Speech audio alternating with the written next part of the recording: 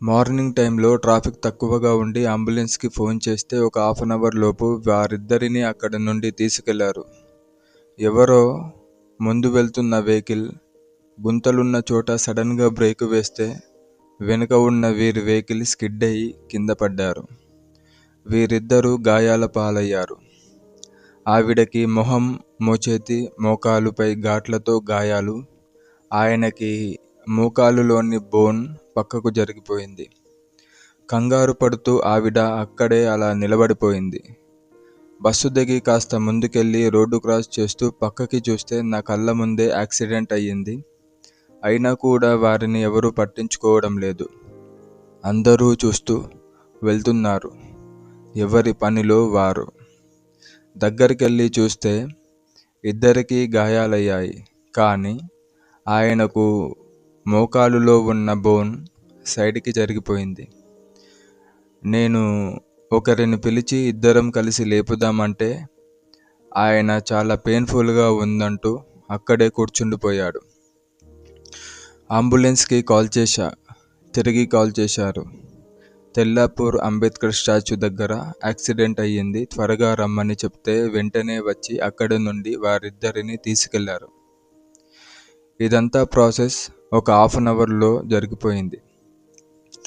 Moral of the story, ఇంత విన్న తర్వాత మీరందరూ అర్థం చేసుకోవాల్సిందేంటంటే, డ్రైవింగ్ చేసే అందరికీ కాస్త తొందర ఎక్కువ.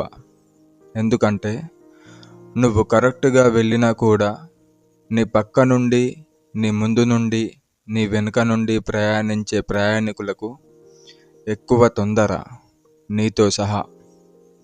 ఆ తొందరెందుకో ప్రయాణించే ప్రయాణికులకు. ఈ రాజకీయ ప్రభుత్వం కరెక్ట్గా లేదు. ప్రజల సమస్యలను పట్టించుకోదు.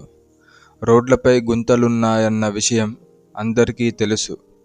అయినా కూడా స్పీడ్గా వెళ్తూ ఆ గుంతల దగ్గర సడన్ బ్రేకు వేసిన ప్రతిసారి నీ చుట్టుపక్కలున్న, నీతోటి ప్రయాణిస్తున్న ప్రతి ఒక్క వెహికల్కి మధ్య డిస్టెన్స్ మెయింటైన్ చేస్తూ ఉండు.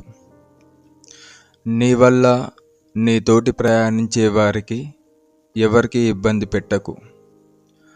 నువ్వు చస్తే చావు, కానీ పక్కవారిని గాయాలపరచడం ఎందుకు? ఏదో అలా జరిగిపోతుందనా?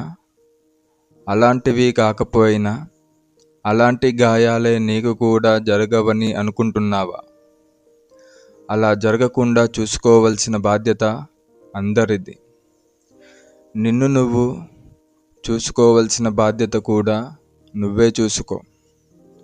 నీతోటి ప్రయాణించే పక్క వారిని కూడా చూస్తూ. ఎందుకంటే ఇంటి నుండి బయలుదేరిన తర్వాత నీకేమైనా అయితే ఏ రాజకీయ ప్రభుత్వం పట్టించుకోదు. అందుకే నీతో నువ్వు జాగ్రత్తగా ఉంటూ నిన్ను నువ్వు కాపాడుకో, నీ స్వార్థంతో. ఏ స్వార్థం లేకుంటే ఎందుకు నువ్వు బ్రతుకుతున్న ఆ జీవితం? అందరూ స్వార్థపరులే అని చెప్తే సమాజంలో ఉన్న మనుషులెవరూ పట్టించుకోరు, ఆ స్వార్థాన్ని తప్ప. మరి ఆ స్వార్థమంతా ఎవరిలో ఉంది? మనిషివైన నీలోనే అంత స్వార్థాన్ని పెట్టుకుంటే ఇలా? ఇలాంటి సంఘటన ఎలాంటి ఇంట్లో జరగకుండా చూసుకోవాల్సిన బాధ్యత నీదే. అందుకని ఇంట్లో నుండి బయలుదేరి ఎక్కడికి వెళ్ళినా చాలా జాగ్రత్తగా వెళ్ళు. వెళ్తున్న ప్రతి చోట ఎవరిని ఇబ్బంది పెట్టకుండా. చివరిగా ఒక విషయం, కాలు చాలా నొప్పిగా ఉందంటే 4 దిక్కుల నలుగురం కలిసి అతనిని పైకి లేపుతుంటే అంబులెన్స్ సర్వీస్ వారు ఇద్దరూ కామెడీ చేశారు, తీవ్రంగా ఉన్న నొప్పిని భరించడానికి. అందుకే ఆయన ముఖంపై చిన్న చిరునవ్వు ఆ సిచ్యువేషన్లో కూడా. అలా ఈ సంఘటన జరిగి 10 గంటలు అయ్యింది. వారి వెహికల్ పక్కకు పెట్టిన చోటే అక్కడ అలానే ఉంది. సాయంత్రం వేళ అదే రోడ్లో చూస్తూ వెళ్ళిపోయా.